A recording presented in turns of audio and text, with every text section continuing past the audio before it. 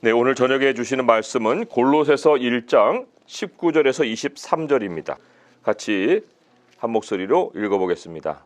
아버지께서는 모든 충만으로 예수 안에 거하게 하시고 그의 십자가의 피로 화평을 이루사 만물 곧 땅에 있는 것들이나 하늘에 있는 것들이 그로 말미암아 자기와 화목하게 되기를 기뻐하심이라.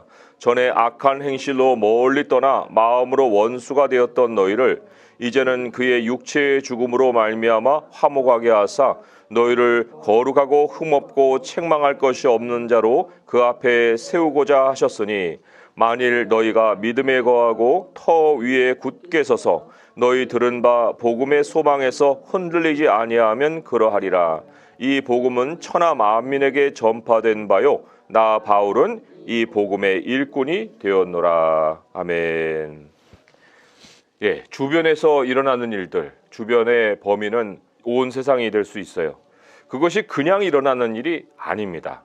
사람의 역사가 사람이 만들어가고 또 사람의 손에 의해서 주장이 되는 것 같지만 하나님이 사람의 역사를 이끌어 가시는 배후에는 구원의 역사가 있습니다. 구속의 역사라고 얘기를 하죠. 구속의 역사, 하나님의 뜻을 이루어가는 역사라고 할 수가 있어요. 하나님의 백성을 땅에서 구원해 내시는 그 역사가 벌어지고 있다는 거예요. 오늘 말씀 19절에 보면 충만이라는 단어가 나와요. 이 충만, 지난 시간에 교회는 만물 안에서 만물을 충만하게 하시는 이의 충만이다라는 정의를 우리가 들었잖아요.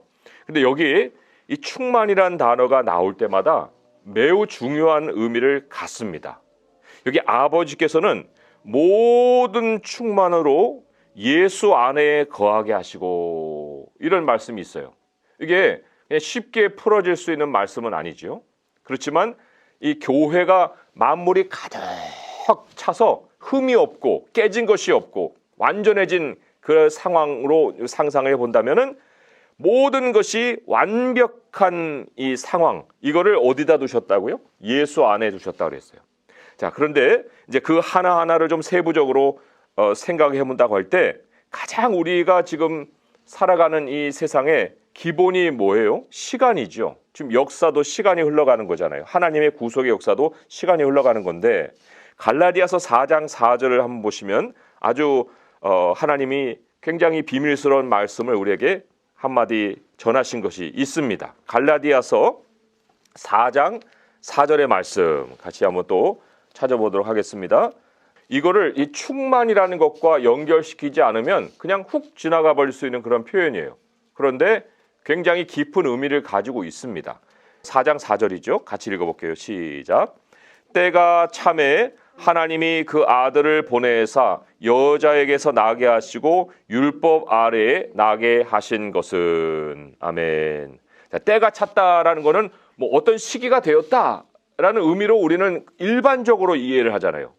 그러니까 예수님이 오실 때가 다 됐어. 그것이 찼기 때문에 하나님이 아들을 보냈다 이런 얘기를 우리가 쉽게 이제 그냥 1차적으로는 의미를 새길 수가 있는데 그런데 그렇지는 않습니다. 이게 굉장히 깊은 의미를 가지고 있다는 거예요. 왜냐하면 이 영어로 보면 in fullness of time이에요.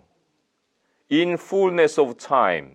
시간이 충만한 때 이런 뜻이죠. 시간이 충만한 때. 뭐 예수님이 오시는 그 시간, 그 자체의 시간, 어떤 특정한 시간, 그것이 찼다 이런 의미가 아니라 time이라는 전체적인 시간을 다 총괄하는 그 타임의 충만한 때라는 거예요. 이게 무슨 의미를 가질까요? 자, 모래시계를 뒤집어 놨어요. 그래서 위에서부터 이제 쭉 떨어집니다. 그러면 이제 마지막 모래알 하나가 딱 떨어지면 밑에는 가득 차잖아요. 위에는 뭐 더 떨어질 것이 없고. 그러면 시간이라는 것이 아래로 다 모여 있잖아요. 그러한 의미를 우리가 생각해 볼 때 더는 흐를 시간이 없어요. 시간은 찼어요. 시간은 완전히 충만해졌다고요. 예수님 안에서. 예수님이 오신 것을 성경은 뭐라고 표현하냐면 말세라고 얘기합니다. 더는 마지막으로 더 가야 할 시간이 없는 다 찬 시간, 시간으로서는 이제 더 흐를 것이 없는 상황, 이거를 말세라고 얘기를 하잖아요. 그러면 지금 이 흐르는 시간은 뭐예요? 이제 이렇게 우리가 생각해 볼 수 있잖아요. 지금 이 흐르는 시간은 더해지는 은혜의 시간이 흐르고 있다라고 얘기하죠. 고린도후서 6장 2절의 말씀 한번 보겠습니다. 고린도후서 6장 2절의 말씀에 우리가 잘 아는 말씀이에요. 고린도후서 6장 2절 말씀 같이 읽어볼게요. 시작. 이르시되 내가 은혜 베풀 때에 너에게 듣고 구원의 날에 너를 도왔다 하셨으니 보라 지금은 은혜 받을 만한 때요 보라 지금은 구원의 날이로다. 하나님이 예수 그리스도가 오셨을 때 시간은 이제 다 채워놨는데, 그런데 그 이후로도 그 충만한 시간에 지금 우리가 계속해서 이 땅이 끝나지 아니하고 머물고 있는 이유가 있다면 그것은 바로 은혜의 때이다 이거예요. 은혜의 때. 그러면 하나님이 은혜의 때를 왜 허락을 하고 계실까? 그 이유도 궁금하잖아요. 자, 그것은 베드로후서로 한번 가보겠습니다. 베드로후서 3장 7절에서 9절이에요. 베드로후서는 또 뒤편에 있어요. 386쪽에. 네, 같이 또 읽어보도록 하겠습니다. 시작. 이제 하늘과 땅은 그 동일한 말씀으로 불사르기 위하여 보호하신 바 되어 경건하지 아니한 사람들의 심판과 멸망의 날까지 보존하여 두신 것이니라. 사랑하는 자들아, 주께는 하루가 1000년 같고 1000년이 하루 같다는 이 한 가지를 잊지 말라. 주의 약속은 어떤 이들이 더디다고 생각하는 것 같이 더딘 것이 아니라 오직 주께서는 너희를 대하여 오래 참으사 아무도 멸망하지 아니하고 다 회개하기에 이르기를 원하시느니라. 여기 대상은 너희예요. 너희. 하나님의 백성. 하나님의 백성 한 사람이 이 땅에서 구원받을 때까지 그 은혜의 때가 흐르고 있는 거예요. 은혜의 때가. 시간은 이미 찼고 은혜의 때가 지금 흐르고 있는 것이다. 언제라도 하나님은 이 땅을 이제 마무리할 수 있는 준비가 다 돼 있는 이 상황에 우리 하나님이 당신의 백성을 모으고 계시는 시간이 지금 머물고 있다. 이렇게 정리를 해볼 수가 있습니다. 자, 그러면 오늘 이제 말씀으로 돌아와서 이 은혜의 때에 하나님은 과연 어떠한 사역을 이 땅에서 하고 계실까? 그거예요. 그거를 우리가 한마디로 요약할 때 화목이다 이렇게 요약할 수 있어요. 화목. 오늘 말씀 19절에 나오죠. 제가 20절에 나오죠. 19절과 20절을 같이 다시 한번 읽어보겠습니다. 시작. 아버지께서는 모든 충만으로 예수 안에 거하게 하시고 그의 십자가의 피로 화평을 이루사 만물 곧 땅에 있는 것들이나 하늘에 있는 것들이 그로 말미암아 자기와 화목하게 되기를 기뻐하심이라. 아멘. 맞아요. 이제는 만물이 예수님과 연결되는 그 일이 남아 있어요. 땅에 있는 것만 아니라 하늘에 있는 것들도, 육의 세상만 아니라 영의 세상도. 자, 예수님은 십자가로 모든 걸 다 이루셨어요. 시간도 충만하고 구원도 이미 다 이루어 놓으셨는데, 그런데 땅의 현실이 과연 예수님과 지금 화목하느냐라고 할 때 그렇지 못한 걸 우리가 보고 있어요. 너무나도 분명한 사실이에요. 순순히 예수님과 화목하지 않아요. 만물이. 그 왜 그럴까요? 만물을 화목하는 것이 아니라 더 대적하죠. 하나님을 대적하죠. 화목을 하려면 하나님 앞에 굴복해야 됩니다. 그 굴복이라는 것은 자기들이 지은 모든 것에 대한 심판을 순순히 받아들인다는 의미잖아요. 그런데 심판을 순순히 받을 자가 누가 있어요? 사탄부터가 심판을 순순히 받습니까? 아니잖아요. 그러니까 하나님이 화목하게 하시는 일을 이루시기 위해서는 필연적으로 뭐가 선행되냐면 전쟁입니다. 전쟁. 성경은 여러 군데에서 전쟁을 얘기해요. 그 전쟁이 땅에서만 전쟁이 아니죠. 하늘에 있는 악의 전쟁들도 우리에게 하나님이 알려주셨잖아요. 자, 하나님 편에서 보게 되면 구속 역사가 진행되는 전쟁이에요. 그냥 뭐 국지전으로 이렇게 따로따로 의미가 있는 전쟁이 아니라 그 전쟁들이 이어지면서 하나님이 우리를 향해 계획하신 모든 뜻이 진행이 되고 이루어진다는 거예요. 우리 한국 상황도 한번 보게 되면 일제 침략이 있었잖아요. 이 땅에 전쟁이 있었잖아요.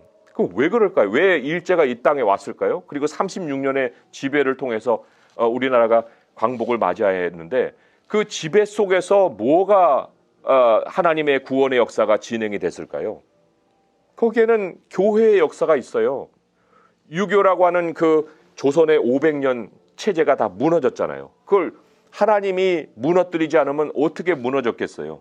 그런데 그게 무너졌어요. 6.25 전쟁, 그것이 북에서 남으로 민족의 이동이 있었거든요. 그 이동하는 중에 또 무엇이 이동했습니까? 믿음이 이동한 거예요. 북에 있던 모든 믿음의 백성들이 남으로 또 와서 교회가 부흥되는 그런 역사가 있었어요. 뭔가 채워지는 역사예요. 이 한국 땅에 하나님의 백성이 없었는데, 듬성듬성 있었는데 그런 역사의 사건을 통해서 갑자기 이렇게 현실이 나타나는 걸 보니까 하나님의 백성이 충만해지는 역사가 나타나는 거예요. 이방인의 충만한 역사, 그 역사가 일어나면은 그 다음에는 무슨 역사가 기다리고 있을까요? 오늘 이스라엘이 팔레스타인의 공격을 받아서 대항을 하면서 이제 서로 전쟁이 벌어졌는데 한번 로마서를 가보겠습니다. 로마서 11장 25절의 말씀, 굉장히 중요한 말씀이에요. 이게 지금 시간이 다 찬 상황에 그 은혜의 때도 끝나는 상황을 예고를 하고 있습니다. 로마서 11장 25절에서 32절의 말씀 같이 한번 읽어보겠습니다. 시작. 형제들아, 너희가 스스로 지혜 있다 하면서 이 신비를 너희가 모르기를 내가 원하지 아니하노니 이 신비는 이방인의 충만한 수가 들어오기까지 이스라엘의 덜어는 우둔하게 된 것이라. 그리하여 온 이스라엘이 구원을 받으리라 기록된 바 구원자가 시온에서 오사 야곱에게서 경건하지 않은 것을 돌이키시겠고 내가 그들의 죄를 없이 할 때에 그들에게 이루어질 내 언약이 이것이라 함과 같으리라. 복음으로 하면 그들이 너희로 말미암아 원수된 자요 택하심으로 하면 조상들로 말미암아 사랑을 입은 자라. 하나님의 은사와 부르심에는 후회하심이 없느니라. 너희가 전에는 하나님께 순종하지 아니하더니 이스라엘이 순종하지 아니하므로 이제 긍휼을 입었는지라. 이와 같이 이 사람들이 순종하지 아니하니 이는 너희에게 베푸시는 긍휼로 이제 그들도 긍휼을 얻게 하려 하심이라. 하나님이 모든 사람을 순종하지 아니하는 가운데 가두어 두심은 모든 사람에게 긍휼을 베풀려 하심이로다. 이 모든 사람은 하나님 백성인데 하나님 백성 안에는 이방인도 있고 유대인도 있어요. 그런데 그 유대인의 구원의 역사는 이방인의 충만한 수가 다 들어온 그때에 일어나는 거예요. 하나님이 이스라엘을 부르셨잖아요. 그런데 하나님이 이스라엘을 부르신 거에는 후회가 없어요. 구약의 유대인들은 끝난 게 아니에요. 지금 벌어지는 전쟁이 하나님께서 계획하신 구속 역사의 부분을 우리에게 보여주고 있는 거예요. 그런데 그 구속의 역사 가운데서도 마지막을 우리에게 선명하게 보여주고 있다는 거죠. 그들도 긍휼을 얻게 해 주시려고. 이게 우리가 6.25 전쟁을 통해서 교회가 일어난 것 같이 이제 이 하마스 전쟁뿐만 아니라 이제 다른 주변 국가들과의 전쟁이 이제 확산이 될 텐데 이게 바로 또 유대인들을 회복시키는 촉매가 되는 거예요. 우리가 아주 주위에서 주목해서 볼 필요가 있습니다. 그리고 기도해야 됩니다. 이스라엘 일이니까 뭐 그 나라의 일이니까 뭐 나하고 상관이 없는 거 아니야? 이렇게 생각하겠지만 그렇지가 않아요. 이제 중동 이 전체와 대립하는 일이 벌어질 거예요. 뭐 어떤 사람은 하마스 이 평정시킨 다음에 끝날 거야 라고 하지만 절대로 그렇게 될 수가 없는 순간이 왔습니다.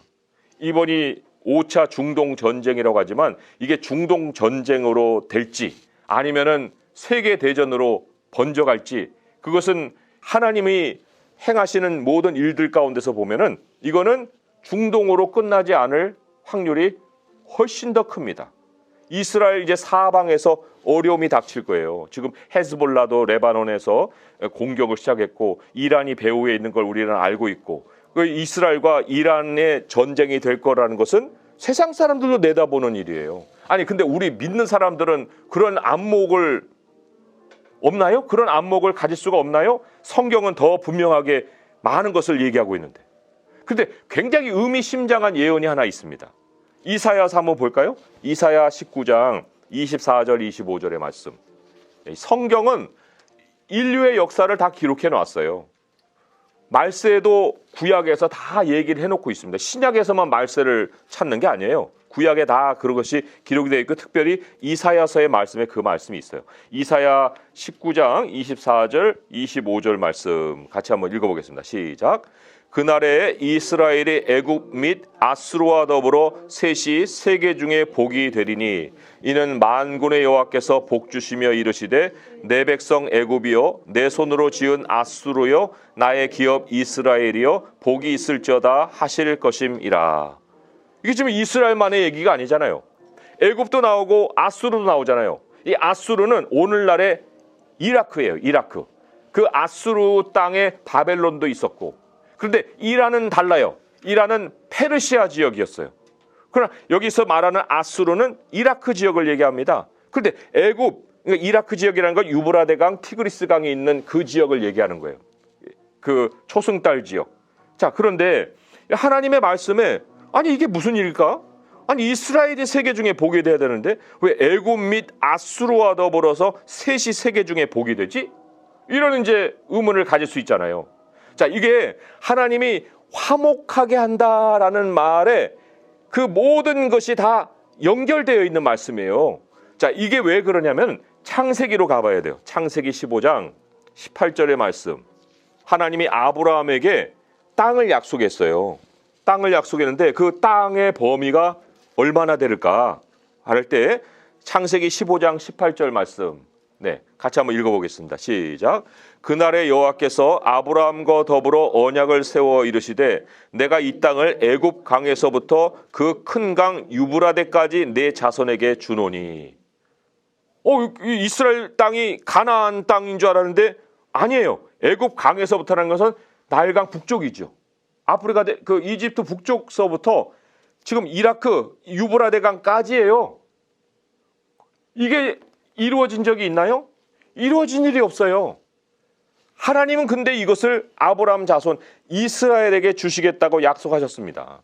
그리고 이사야서는 애굽과 이스라엘과 아수르 셋이 복이 될 거라고 말씀을 하시죠. 그럼 지금 전쟁은 왜 일어났을까요? 4차 전쟁까지 중동 전쟁이 벌어질 때 이스라엘이 애굽 땅도 다 먹었고요. 그리고 저쪽 위에 쪽도 다 먹었어요. 그러다가 열강이 개입해가지고 땅 내놔. 그 사람들에게 돌려줘. 그리고 여기 있는 사람들 팔레스타인 사람들 살 수 있게 해줘. 그래가지고 양보해서 다시 땅이 물러진 거예요. 그러니 이제 벌어지는 이 전쟁에는 하나님이 아브라함에게 주신 약속이 이루어지는 순간이 찾아오고 있는 거예요. 물론 그 과정은 엄청나게 어려울 수가 있겠죠. 하나님이 화목하지 않은 그 관계에 있는 나라들은 어떤 식으로 굴복시키냐면 평정시킵니다. 아브라함의 약속 안으로 그 사람들이 강제로 들어올 수 있게 하나님은 만들어 주신다는 거예요. 전쟁 난리통 속에 우리가 생각할 때 예수님은 이런 막 난리가 더 벌어지고 막 이런 상황 속에 예수님이 오실 거라고 우리는 생각하겠죠. 그렇지만 성경은 그 이후 시대에 평안하다 안전하다 할 때 예수님 오신다고 그랬어요. 이거는 서곡에 불과한 거예요. 그러나 그 서곡이 이 난리통이 되는 것은 바로 하나님이 유대인들을 구원하시려는 시간이 되었기 때문에 엄청난 고난이 벌어질 거예요. 지금 오늘 새롭게 나온 뉴스에 이스라엘이 지금 독이 오른 이유가 그 밑에 키부츠 지역에 병원이 있어요. 그 마을을 그 테러리스트들이 하마스가 점령했는데 그 병원에 있는 어린아이들 40명 목을 잘라 넣어갖고 널브러 놓고 갔어요. 애기들 신생아 그리고 어린아이들을 무더기로 모아다가 손 뒤로 해가지고 불태워 다 죽였어요. 그거를 이스라엘 사람들이 알고는 지금 독이 오른 거예요. 아무도 못 말려요. 지금 이스라엘이 그래서 구호 물자가 가자 지구로 이제 들어갈 때 애굽, 이집트를 통해서 들어갈 수밖에 없거든요. 근데 이집트에서 구호 물자가 잘 들어가다가 그 사건을 목격하고 난 다음에 구호 물자도 다 폭격해 버리겠다고 이스라엘이 지금 선포를 해버린 거예요. 그러니까 이집트의 대통령이 그러면 너는 우리하고 전쟁이야 라고 선포를 했죠. 하지만 성경의 얘기에는 애굽은 이스라엘을 도울 수밖에 없어요. 아랍의 세계지만. 그러면 하나님이 그러면 이쪽에는 누구를 또 세우실까요? 거기에는 또 이라크가 있잖아요. 이제 초반에는 이 아랍 세력이 서로 연합을 해서 이스라엘 하나를 제거하려고 하겠지만 그러나 그 안에서도 파가 나뉘어 있잖아요. 시아파와 수니파가 나눠져 있잖아요. 그 이란은 하나님이 끝장을 내실 겁니다. 성경의 예언에 의해서는. 그리고는 평정이 되면서 그 모든 모진 기간 속에 그 유대인들이 돌아오는 역사가 있는 거예요.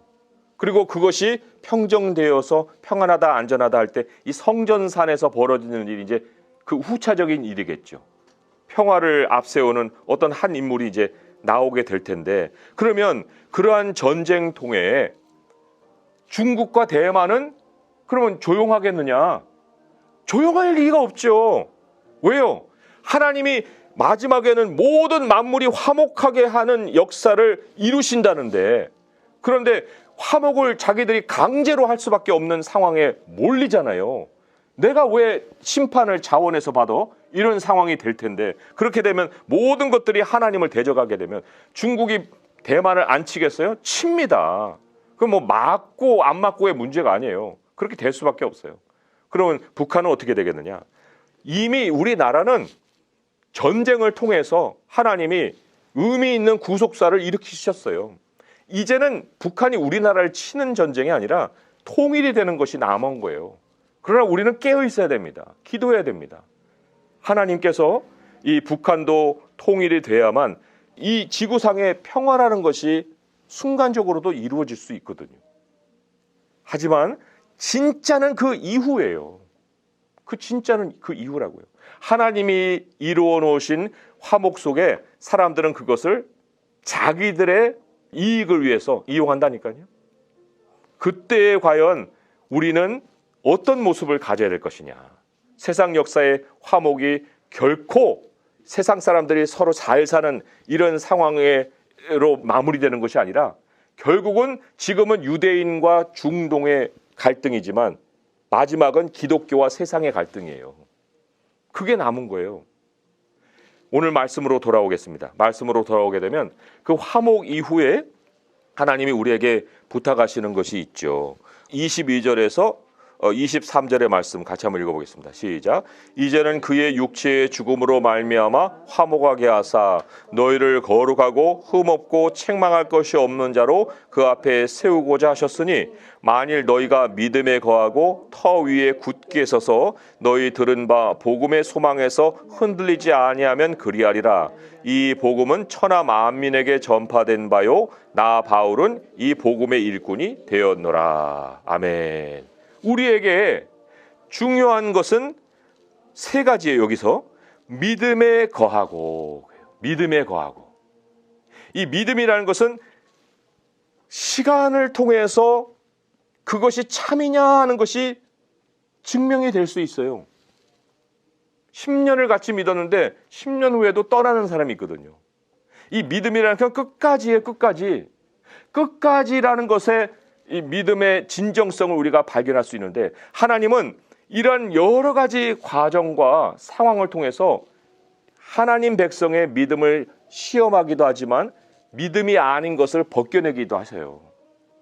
그래서 우리가 이러한 시대가 되었을 때 가장 중요한 것이 뭐냐?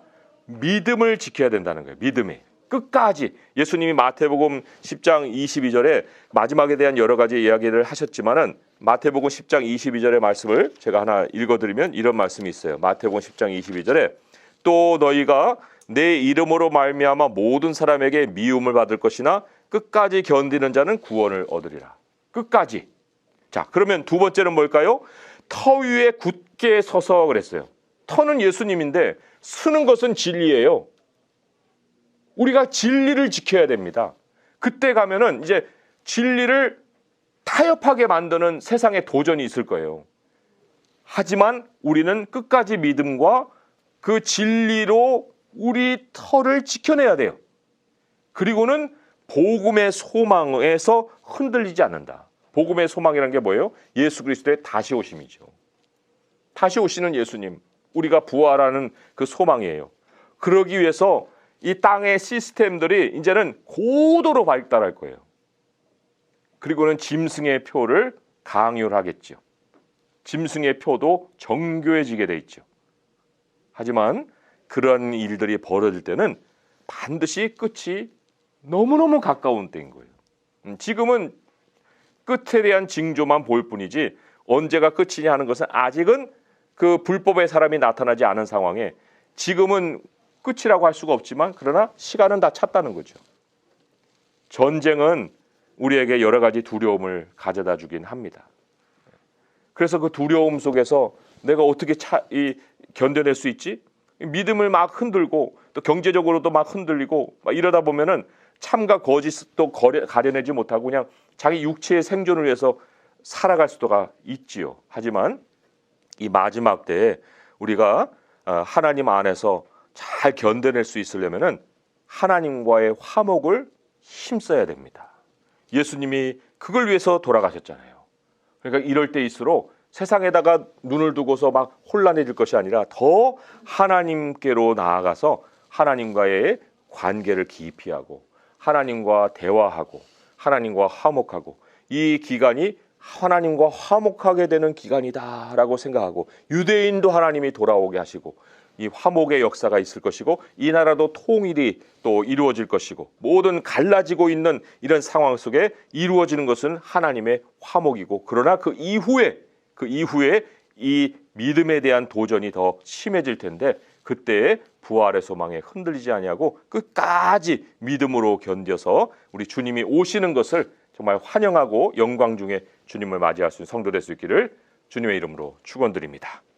기도하겠습니다. 하나님 아버지, 참 역사는 그냥 벌어지는 것이 아닙니다. 지금까지 50년 동안 이스라엘 땅에 전쟁이 없다가 정말 갑작스럽게 그들이 9.11 테러를 당하듯이 재난을 당했는데 이것이 그냥 벌어진 일이 아닙니다. 하나님은 이미 성경에 이 역사의 모든 사건들을 미리 알려주셨습니다. 아버지요, 이제 우리는 대비하기를 원합니다. 이 전쟁이 벌어지고 또 여기서 저기서 전쟁이 벌어지는 것은 하나님이 그들을 평정시키시는 작업입니다. 그들이 돌아오지 아니하고 하나님을 대적하고 언제까지 하나님을 대적하겠나이까. 그러나 우리 주님께서 이제는 심판이 가까운 것을 그들에게 알려주시기 위해서라도 이 모든 전쟁을 통해서 하나님의 살아계심과 또 멸망하는 자와 구원받는 자를 가려내시고 유대인들 가운데 아버지의 백성들, 택하신 백성들이 주님께로 돌아오는 역사가 있을 것입니다. 아버지여, 이제 이 교회도 깨어 기도하게 하시고 믿음을 굳게 지키게 하시고 터 위에 굳게 서게 하시고 복음의 소망에서 흔들리지 아니하고 우리 하나님 정말 이 세상이 정말 평안하다 안전하다 할 때 도적같이 주님께서 이 땅에 오실 때 우리를 영광스럽게 우리가 주님이 불러 올라가실 그 순간을 기대하고 살아가게 하여 주시옵소서. 오늘도 우리가 깨어 기도하는 이 시간을 주님이 축복하여 주시옵소서. 우리 주 예수 그리스도 이름으로 감사하며 기도합니다. 아멘.